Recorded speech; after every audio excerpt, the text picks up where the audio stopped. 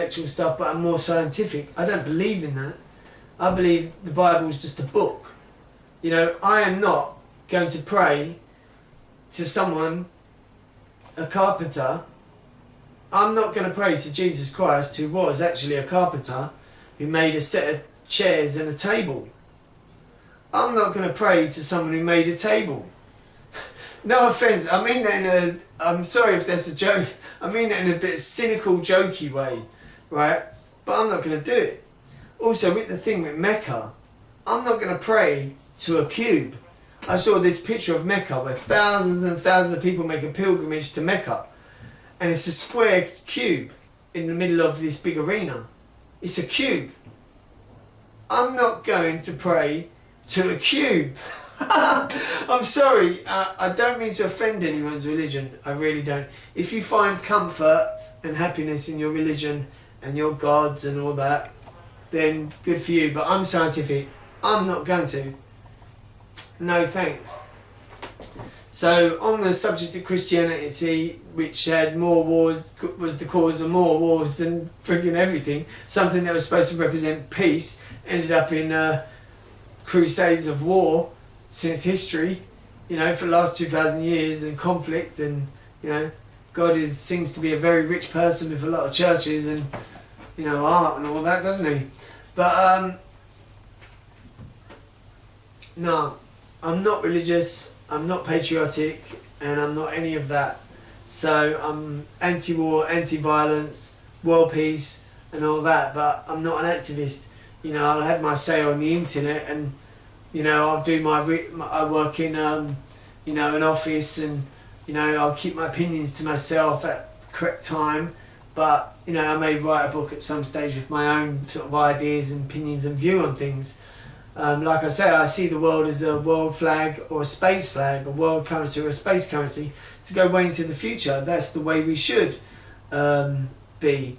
But, you know, I'm not religious. I'm not, it's a business, the way I see it, and it, you know, it draws people in a clever way.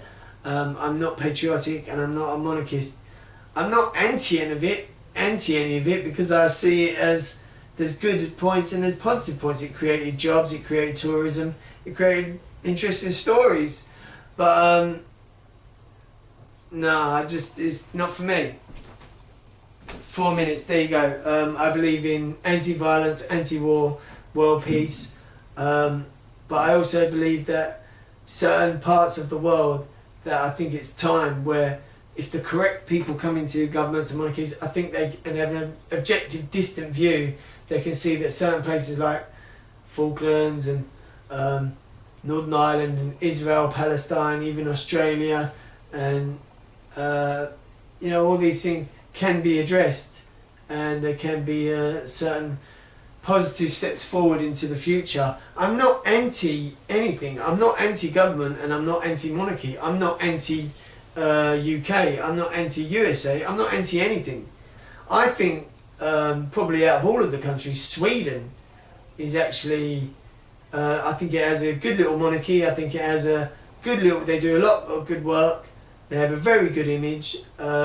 That country gives so much to charity and has a very healthy and clean, good image. I think it ticks all the boxes, you know. In that respect, it kind of works, you know. For some countries it does, for some countries it doesn't. But on the whole, when you look at the world, the billions of people on the planet, we need a world flag and a world currency. 3 minutes remaining. Because the world is huge poverty. 99% of this planet is in poverty in a huge big way. A huge big way. And the future generations have to inherit a world flag, that we do not have wars, and world peace treaties, that we have 0 wars and 0 conflicts. Also an alliance, but we have to make sure that dictators and evil people do not come into power, into governments and monarchies that are going to hurt people, as history has taught us. It's not for the scope of this. 2 minutes remaining. Thank you very much. This is Nick DACE for News Today. and this is a part of a pilot scheme news program. There has to be, with the division of land and those constant yay and nay things, I think there has to be something, a world committee that says, right, you know, that just creates a world peace treaty and a fair system for the future generations to inherit, a world flag and a world currency that is neutral. Or Ireland could even have another option. You could build another island out to the west in the Atlantic. You could build 2 islands with big machines and cat bulldozers and trucks, and, you know, take down a mountain like the Bogota Mountains, put it all in trucks, break it up, put it all in trucks and drive it off to the west coast of Ireland, off Dingle Bay, and out in ships and create a new island. They did it in Dubai, artificial islands. There you go. But regardless of any of that, you know, you could build an island anywhere. The whole point of this pilot news thing was to say that regardless of whichever country you're from, we should all be under a world flag.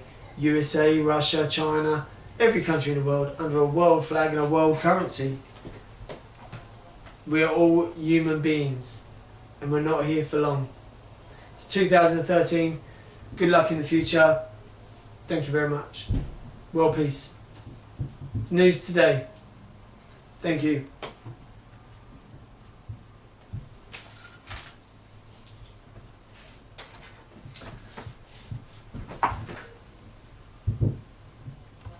It's News Today, 2013, pilot scheme for a news program. Thank you. This is reporter Nick DACE. Thank you very much.